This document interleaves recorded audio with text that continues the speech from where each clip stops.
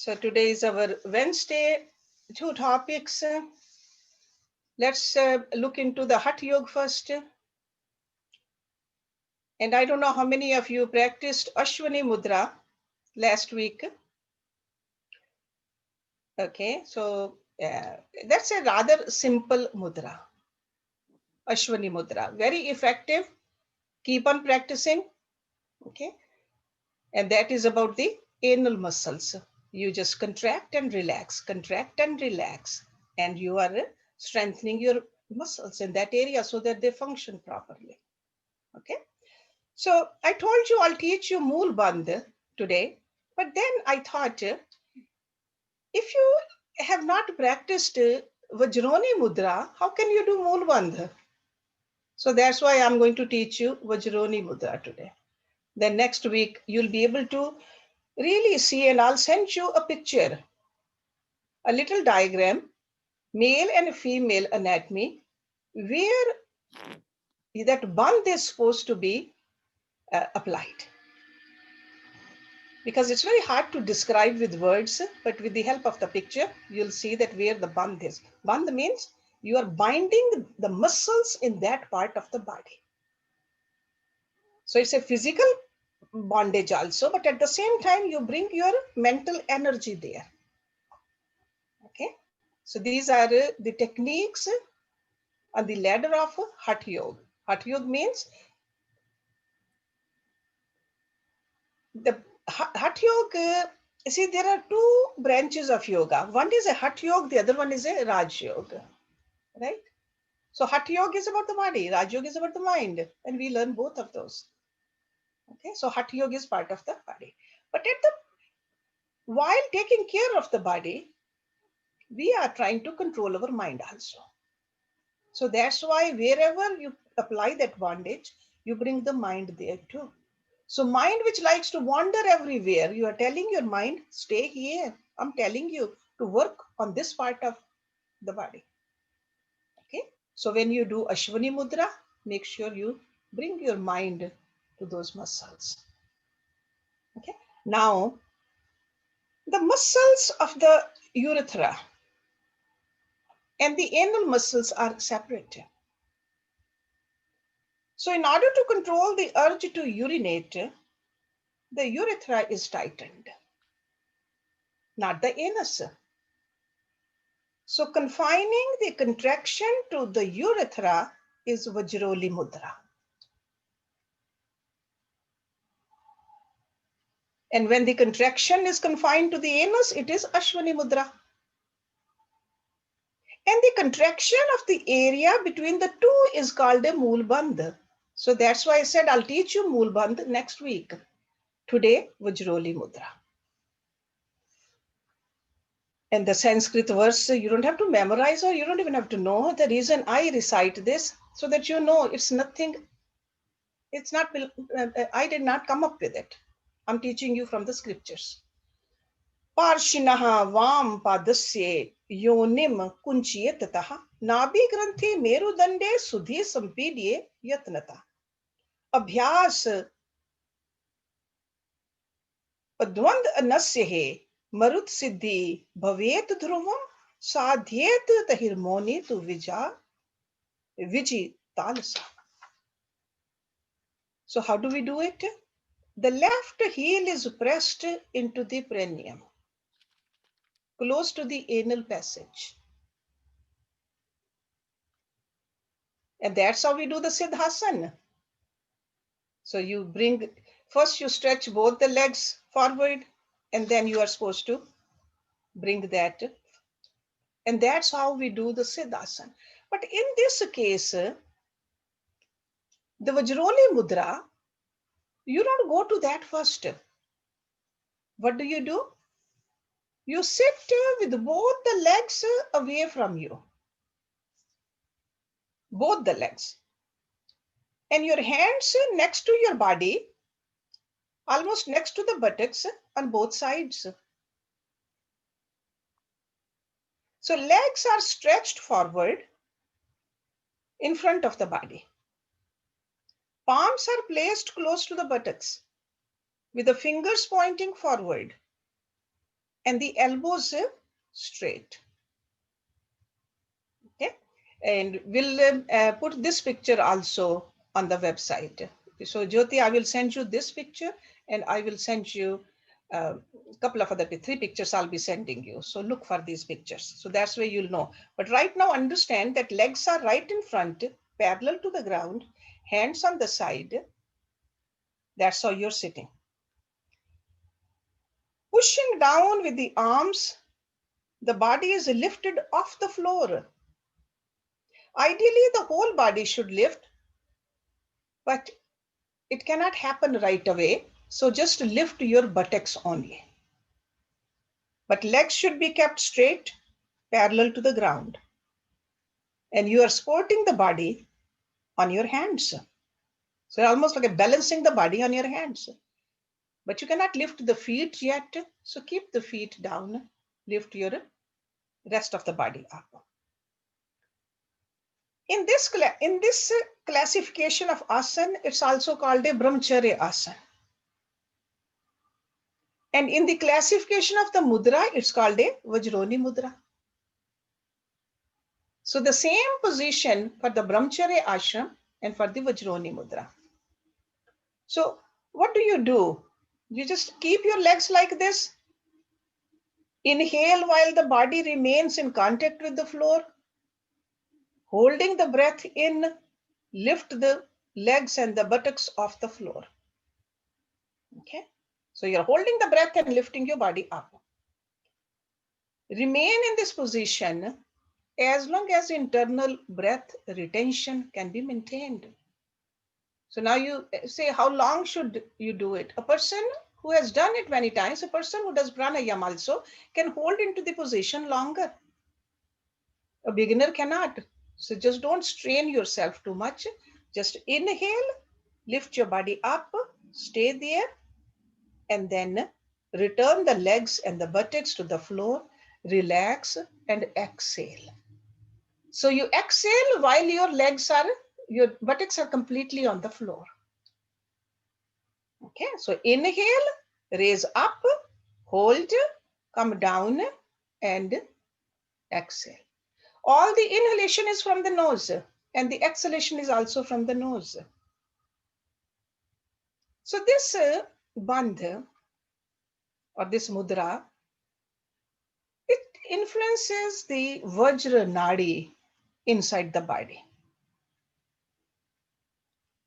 That's why this practice is named as Vajroni Mudra.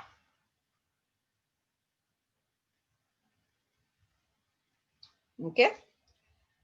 And then after doing it I would say in the beginning, do it 5 times, then go into Shavasana, because it's a relatively tough mudra. And you will see that when you, with the inhalation and holding, when you lift your body up, automatically your muscles in the urethra area, they'll be contracted. Okay, practice it, then let me know. But this is very strenuous, should not be practiced. People with high blood pressure or any heart ailment or hernia. Okay, it is only for the healthier people. So that's why I always tell you these mudras and the bandhs, they're supposed to be done at a relatively younger age. Then you can get most out of it. But still, it's good to know now. Maybe you can teach somebody. Okay, and do little bit at a time. So, because what happens is, this is like a apan vayu area in our body. When this apan vayu is conserved and preserved, we can use this same energy and it can help us to awaken the Kundalini. And you will see that connection with these Ashwani Mudra and Vajroni Mudra with the Mool Bandh. If we start to do Mool Bandh without knowing these 2 areas in our body, we are just wasting our time. Okay, so practice this week. Yes, Jyoti. Manju. Yes, Manju. Unmute, please. Unmute. Yeah, sorry. Just one question. I know I have a pacemaker. So am I the one with the heart condition or not? I don't know. You can do it. You can do it because your rest you can do it. No, I mean, I was trying. I can't do it, but it's not like you can do it. Don't exert yourself, but you can do it. That's okay because your rest of your body is very healthy. You got to see and other parts of the body also, so you can do it. Try it. Yeah, in my yeah. So I was just trying to do this, but I'm sitting on the floor and I have a bed behind me. If I lean on it, I can lift my body a little bit. Without leaning on something, I can. But can you put enough weight on your hands? Because sometimes if people have weak wrists, they won't be able to do it. How are your wrists and hands? I mean, they are just. I mean, wrists and hands are okay. Okay, like so I would say put some pressure on your hands and the wrists instead of leaning back on the towards the bed. Just try to strengthen your arms and stay focused and lift a little bit, and just try to work like this. Yeah. Okay. Yes, Hersh, are you lifting the whole with the legs or initially just the buttocks? Right now, just try with the buttocks, then the rest of the body. But ideally, they say, I'm sure at our age, it's hard now to even practice. The whole body, including the feet, should be above the floor. Okay, that's the goal. That is the goal, but it's going to be too much to do. I don't want you to go to that, but lift the buttocks up and squeeze the muscles. So ultimately what we are doing is trying to get to that part of the body, those urethra muscles, we are trying to squeeze those. Is in the Nabi Darshan? No, it's not a Nabi Darshan. You are not lifting yourself that high. Oh. You are just lifting yourself only a couple of inches. But similar way that the Nabi Darshan. Nabi Darshan is a different, has a different purpose. Okay. Veronica has a question. Yes, Veronica. You mentioned that people with hernia should not do it. No. I have a hiatal hernia. Yeah, don't do it. Oh. Yeah, hernia people should not do it. You don't want to take a chance for the hernia to get worse. Okay. Although it's at the stomach and the top of the stomach.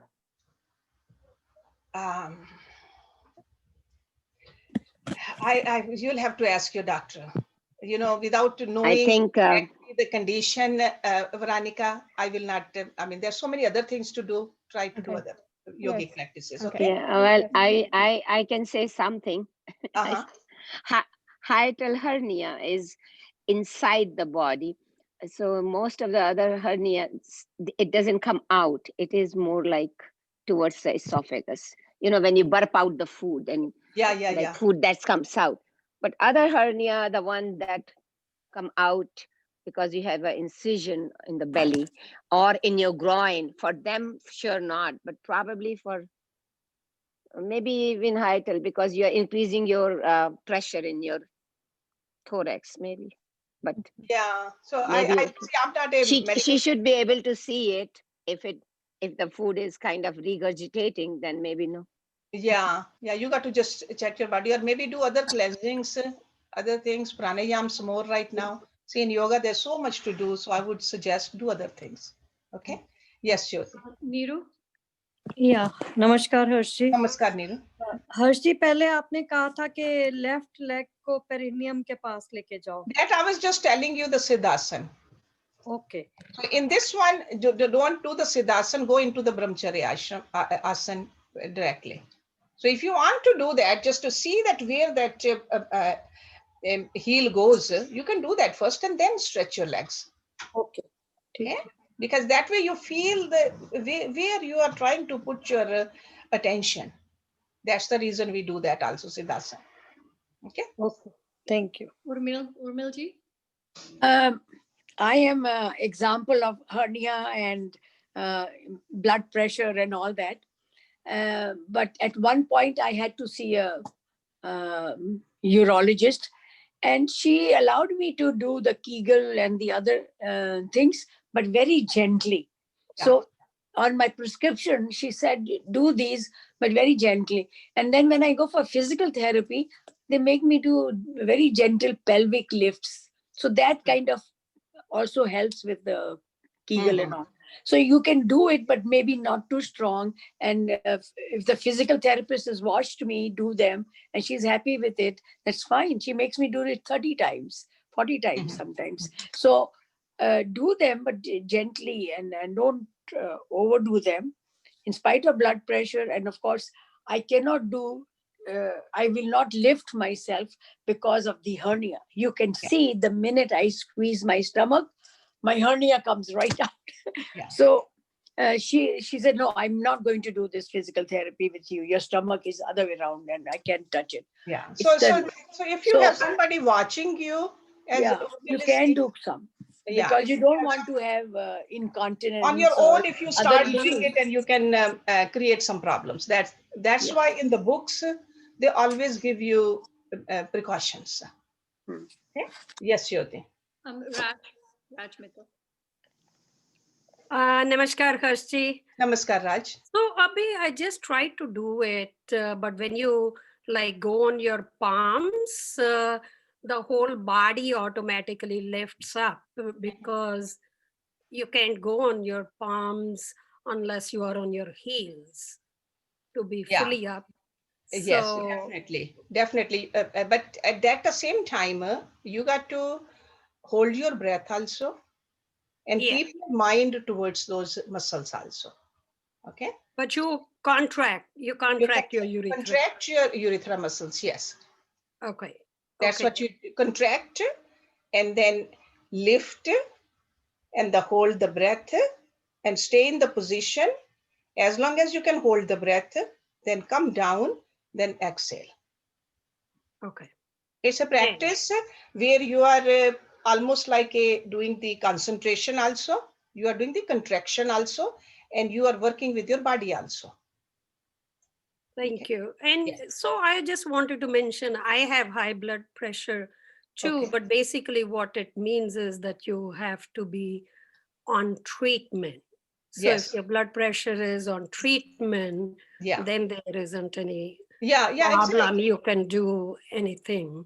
Yeah, no, you're right. You're right. But if somebody has a very, very high blood pressure and they're not paying attention and they just start doing these new techniques, so as a yoga teacher, I would like to walk. Yeah. Okay. Yeah. Definitely. Yoga should help us, not hurt us. Hershji, can you do it while sitting also, like on a chair? No, it cannot be done on the chair. It has to be done on the floor. Okay. Yeah. On the chair, you'll be so unstable. Unless it's see, your whole body has to be, legs got to be stretched in front of you completely. Okay. Parallel to the floor. So I would say on the chair, it's different. Okay. All right. If there's no other question, just practice as much as you can. And this way you really get to know the weaknesses in your body and the strength of your body also. We are the master of this body. Okay. So we got to take care of this body without getting obsessed about this body. Okay.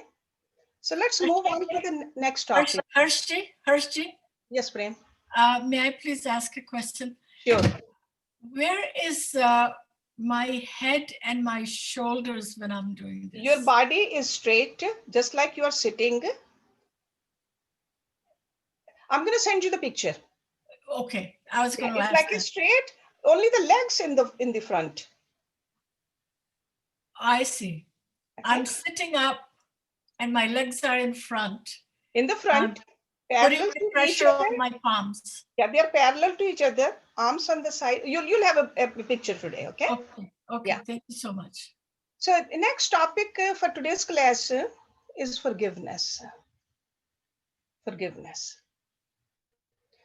We talk about it. We say this forgiveness word, But do we really understand what forgiveness means? And how does yoga psychology apply to forgiveness? Okay, because it's everything what we talk about over here, we belong to this yoga sadhana ashram. So this is the yoga philosophy, yoga psychology, okay, or yogic philosophy we try to understand. The ancient yogis, they knew that when we cannot forgive others or ourselves, or when we cannot detach from anger and pain, we are stuck. We are stuck. And they found that being stuck in emotions and thoughts associated with the past events does not allow us to fully experience the present moment. So that means we are stuck there, we cannot move forward. When we cannot move forward, we cannot experience the joy. We cannot live with an open heart. So that's why the yogis, they said forgiveness is the process of letting go. It is necessary for us to learn to do or practice this forgiveness if we want to manage our response to the conflicts and live happily. Unfortunately, nobody taught us this process. Most of us haven't yet learned what forgiveness is. Only the word we know, that forgiveness is a virtue. But what is the process? Why should we do it? How should we do it? First of all, remember that forgiveness is the feeling of peace.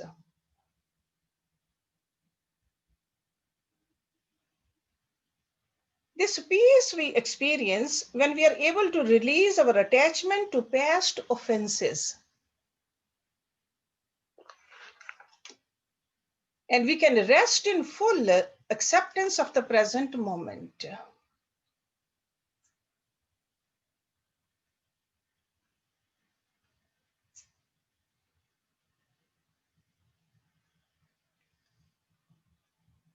With forgiveness, we can gain control over how we feel, the choices we make by repeatedly going through the process of letting go and forgiving.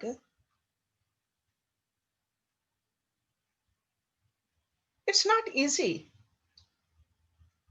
But the more we go through this process, easier it gets.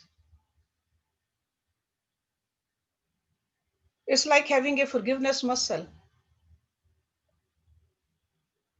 Without use, this muscle becomes weak, small. But as we exercise, this forgiveness muscle becomes strong, larger, even easier to identify.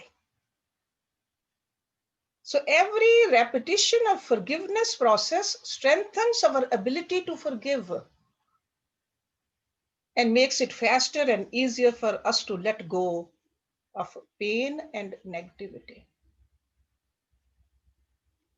Remember that bitterness, anger, resentment, and blame,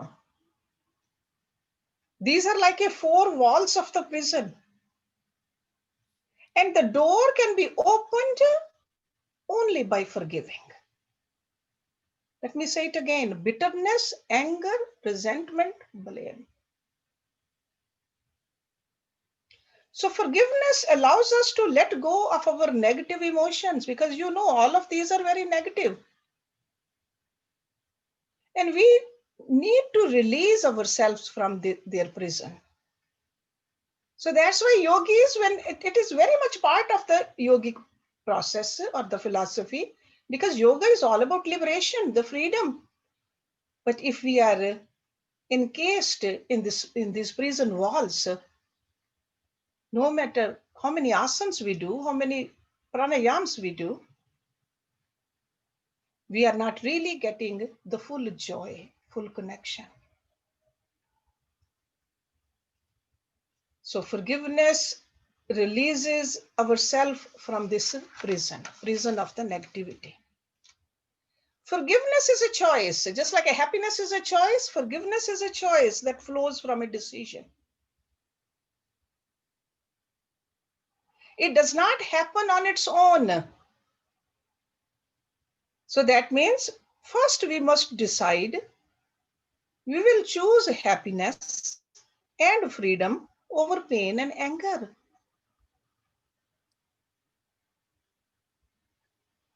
We must decide that we want to live in the present moment. And then every situation that confronts us, we must enforce our decision by repeatedly making choice to let go of our anger and forgive.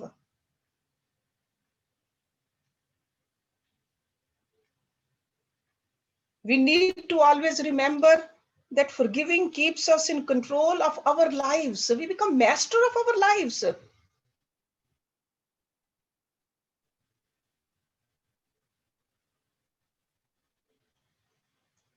Forgiveness begins when we make the choice to reduce or eliminate negative feelings, thoughts, and behavior towards the offender or ourselves also.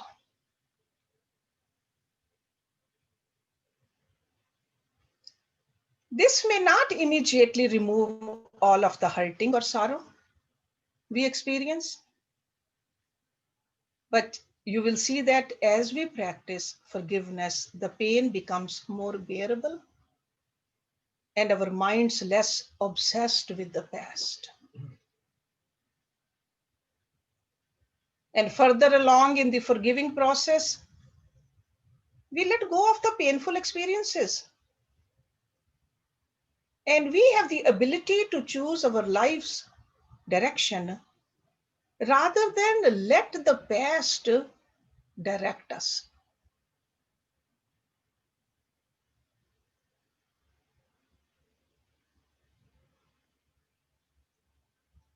We may not be aware of that we have any problems right at this moment. But that doesn't mean that we don't need to learn to forgive. Over the course of our lives, discord sometimes arises that has not been fully resolved. We may think about certain problems occasionally, but they continue to exist in the deeper levels of our minds. And in the later on, those unresolved, repressed negativity can still close our hearts and alter our thinking.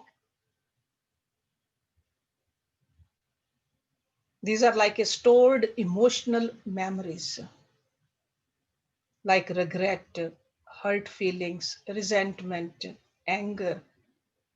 They determine our perception. When we employ yoga practices for clearing the past from our mind and body, our decisions about how to handle today's experiences are less directed by the unresolved traumas or offenses. So that means there's a clarity in our decisions. And our ability to live in the present moment increases. Through the quietening practice of meditation, healthful balancing of the asanas, yoga postures, deep renewal that comes from the practice of pranayam, past is cleared from our mind. So these yogic practices are not just only at the physical level. And as our sense of presence grows, the quality of our experience intensifies in a positive way. We begin to feel more energized and complete. We experience more self-confidence, more self-awareness, more ability to trust, and stronger sense of well-being. Remember, forgiving does not mean that we excuse or condone behavior that offends us. Remember this. It simply means that we come to terms with what is happening, with the reality of the situation as it is. It really means letting go of how it should happen. So to accept the reality as it is, we have to give up expecting or wanting things that other people are either incapable or unwilling to give us. Accepting what is true right now frees us from attachment of how things should be. Because our attachment is the primary source of our pain. So forgiveness is about taking responsibility of our own happiness and making a better life for ourselves. This is a gift you give it to yourself. So it is solely for our own benefit. It's not about giving anything to anybody. Because deciding to forgive releases us from pain and anger. So that's why it is a gift. We give it to ourselves. So it is for our own benefit. When we are hurt or upset, forgiveness makes us feel better. It increases our self-esteem, self-control, emotional stability.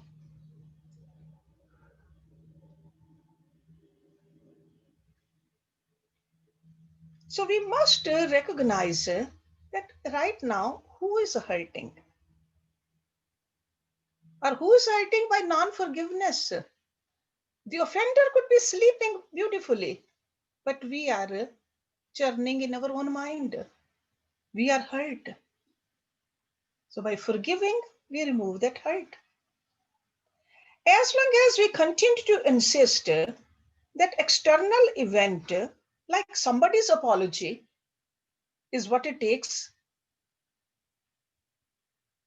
for me to feel better, our bodies and minds will continue to hurt and feel the pain. So that do not give the power to the external. That power is right inside us to feel better. So we begin to feel better when we start to let go and forgive.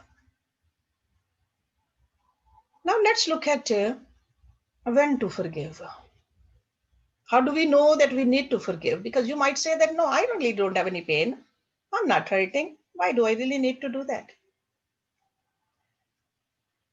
Let me give you a few scenarios over here. When we replay the same scene over and over, again in our minds, we know we are stuck and we need to let go and forgive. Let me repeat it again. When we replay the same scene, how many times we say that 5 years ago, 2 years ago, in my childhood? Okay. So when we replay the same scene over and over again in our minds, we know we are stuck. So that means we are not in the present. or if we want, or what we want to say to someone is playing like a broken record in our minds. We want to say it to somebody, I wish I would have said it. We know that we need to let go and forgive. If we retell our story over and over to everyone who will listen, or if we have imaginary conversations that justify our behavior or feelings, it is time to begin the letting go and the forgiveness process. It's a process, actually. It's not just a saying one time, I forgive you. It's a process. And I'll go through that process also with you. And if we begin to relish the idea of revenge, whether we plan on it or not, it's only in our mind. It is definitely time to begin. See that? And now I'm going to give you a few questions that will help you recognize and determine whether or not you need to practice forgiveness. If the answer is yes to 5 of these, that means you need to do it. Okay. First question, do you want to get even and make them pay for what they did or didn't do? Do you get angry every time you think about them and what they did or didn't do? Do you replay the offensive and painful behavior over and over again in your mind? Do you avoid seeing or talk with them?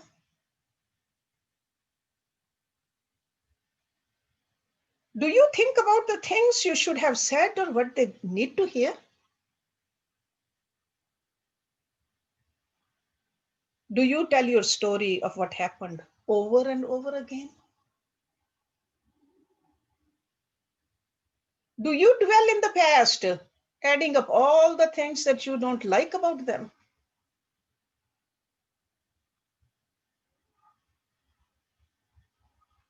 If you answer yes to most of these questions, it is definitely time to take care of your mental, physical, emotional health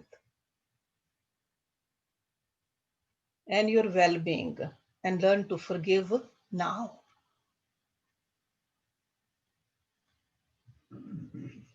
Remember, forgiveness is not about giving up anything except bad feeling. We can even forgive and not even tell anyone that we are doing it. That is the beauty of it. So we don't have to put it on the website that I'm forgiving that many people or calling people. No. It's all about ourselves. There are many things we don't have to do when we forgive. I have a list of these things. We don't have to forget what happened or pretend it did not happen. Got it? So lesson we learned, we should not forget that. So we don't have to forget what happened or pretend it did not happen. Number 2, we don't have to give up our grieving or diminish our feelings of loss or pain. We don't have to excuse or condone selfish, rude, or abusive behavior. We don't have to be a doormat. So we don't have to become a doormat. Forgiveness is not a weakness. It takes strength. It takes courage to let go and forgive. We don't have to justify others' behavior.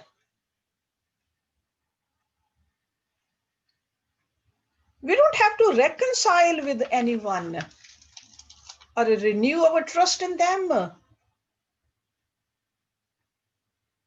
We don't have to remain trapped in negative thoughts and feelings like anger, guilt, resentment, blame, shame, or pain. And it's also not necessary to understand why someone acted as they did in order to forgive them. We don't have to analyze that. Sometimes we waste too much time analyzing somebody else's behavior. We don't have to. Because they may not even know what they said or did, which was hurtful. So understanding their motives, their opinions, their concerns may help us widen our own perspective, but why that information about them is not a prerequisite for forgiving.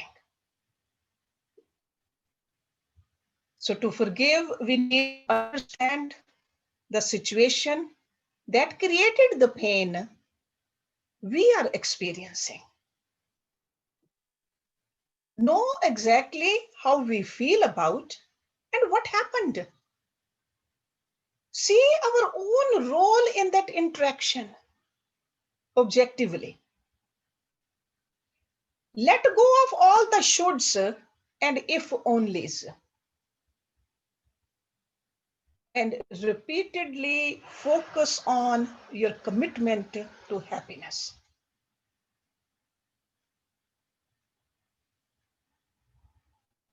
I think this was important. I know some of you are writing. I'm going to repeat this again. To forgive, we need only to understand the situation that created the pain we are experiencing. Know exactly how we feel about what happened. See our role in the interaction objectively. Let go of all shoulds and if onlys.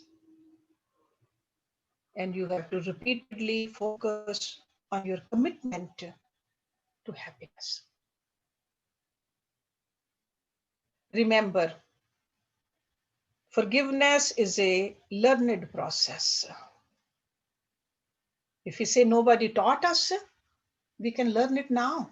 It can be learned at any age. Sure, sooner we learn, the better it is, but we can learn now too. Our ability to remember our responsibility and make the decision to forgive sharpens with the time. So just like I said earlier, the muscle becomes stronger. The more you remember this, the easier you will be able to forgive. I'm going to give you 3 levels of expertise. Or you can understand 3 ways you can learn how to or go through this process of forgiving. Or you can say this is the art of knowing how to forgive. This is an art actually, because we have to practice on it. We got to work at it. Some people can do it better than others. So the more we understand, the more we practice, more we see what the goal is, the better we'll be at it. Number 1, forgiveness begins when we realize that we feel awful, when we are struggling with negative emotions and thoughts. So that means recognition of the pain and the negativity in our mind. At this level, we begin to look at the offender's point of view and see the other side of the story. We are hurting, and we know that why we are hurting. We recognize it. And we choose how we respond to the behavior that is directed towards us. And in our mind, we know we choose the health and the happiness.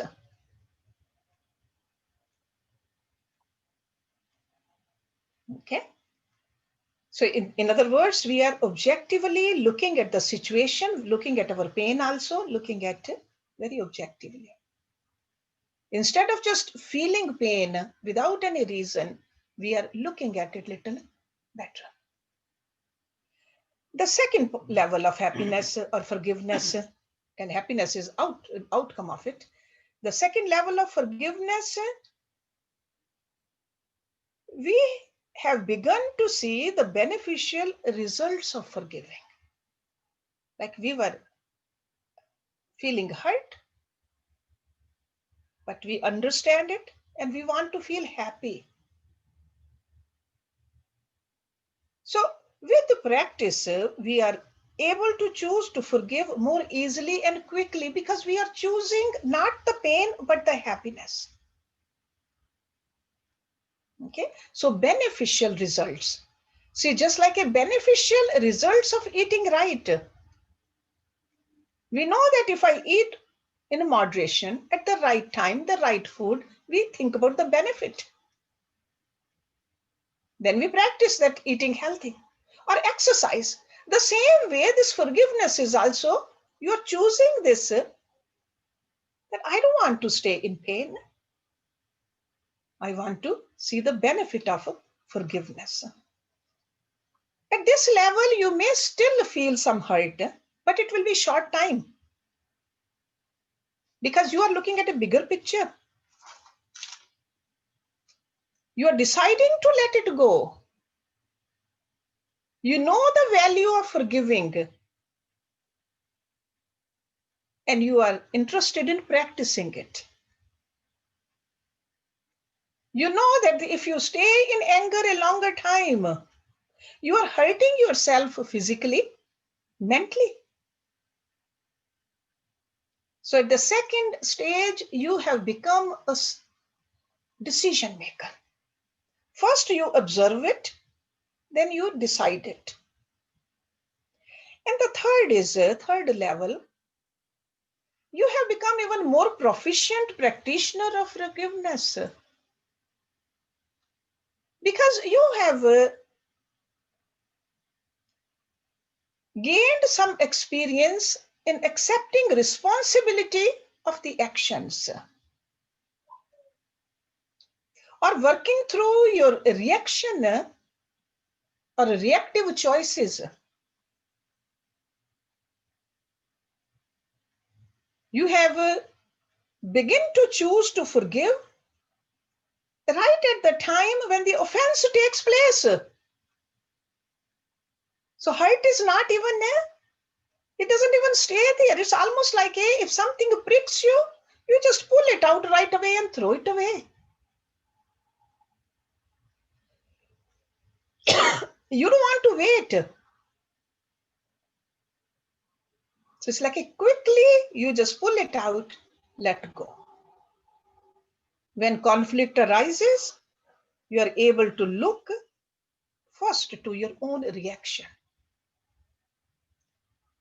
And you decide that I choose happiness over pain.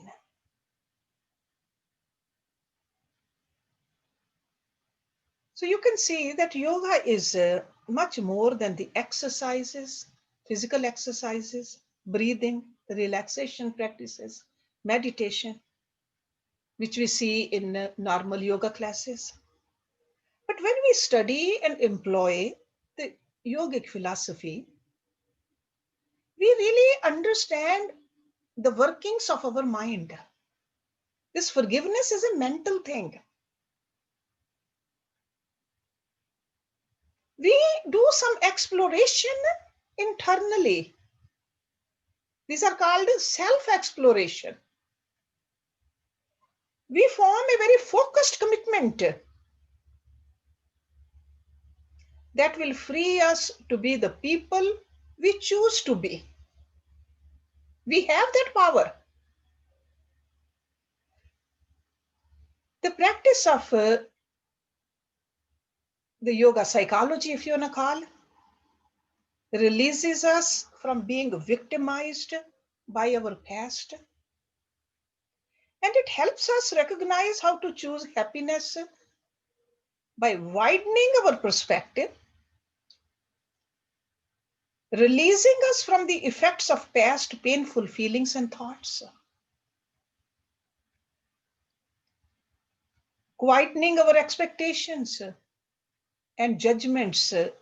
We got to reduce the judgments, or eliminating our attachments to other people's behavior. We are unnecessarily attached to other people's behavior. It's none of our business. Creating a fine focus and commitment to what makes us feel good about our lives. Feeling good is feeling God. So when we are feeling pain or the hurt or the resentment or the anger, we are not feeling God. No matter what others said or did or didn't do. So forgiving those who have caused us pain or sorrow is one of life's most difficult tasks. It is definitely difficult. But we must forgive to keep our bodies healthy and our minds and spirit free. We can't even think about the ultimate goal of this human life if we don't work on this. If we don't forgive, what happens? I don't think I have to tell you, but let me just say a few words over here. We cannot have abiding happiness without forgiving. We can't. We can't have abiding good health without it. And we all want good health, abiding good health.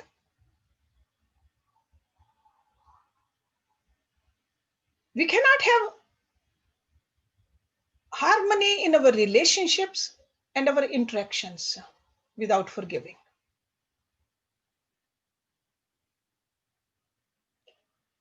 Forgiveness is necessary because it quiets the anger and resentment, which has become very natural for human beings. We got to reduce that. That's a toxin for our body and the mind. Forgiveness is necessary because it clears the mind body of thoughts and feeling of past events.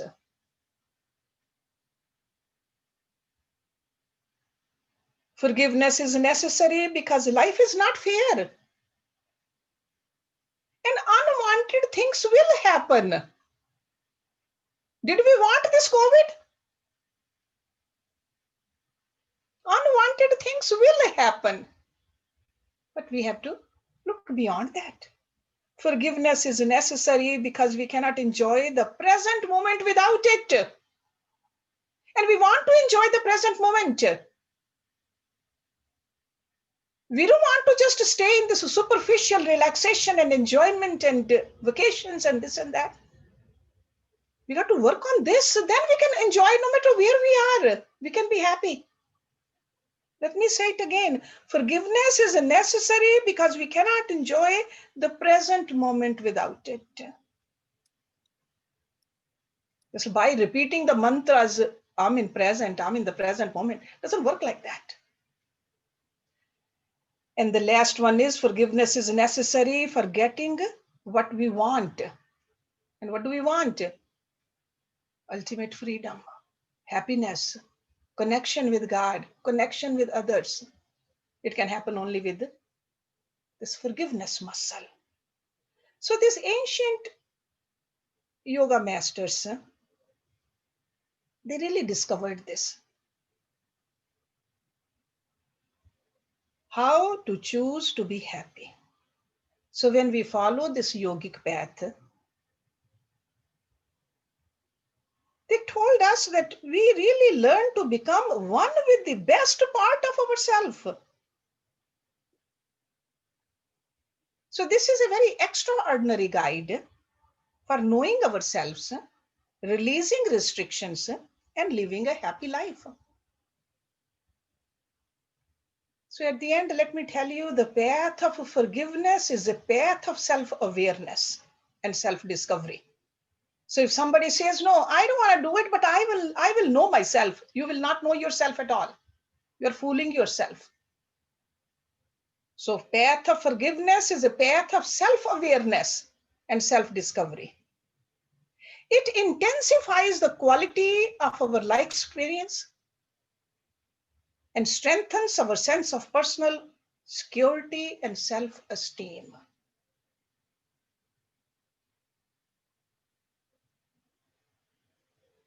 The path of forgiveness is the practice of yoga, guys. I will say it very clearly to you today. Work on this. Path of forgiveness is the practice of yoga. Because when we are wrapped in emotional pain, we may become so caught up in our justified anger. See, we justify in our own mind. And also resentment. And then we cannot walk away from it. When we cannot walk away from it, where is the freedom? Where is the happiness? Where is the connection with that all-powerful, mighty, almighty? Even though I want to say more, but I think my clock says I have already taken too much time. So we'll end it here. Maybe in future, we'll touch upon this subject more, but practice it, please. Ultimately, yoga is to practice. Whether I teach you mudra or whether pranayam or the asanas or the meditation, all of this is to practice. So is this forgiveness also. So that's why I said path of forgiveness is the practice of yoga. Remember that. Okay. So let's have a bhajan first by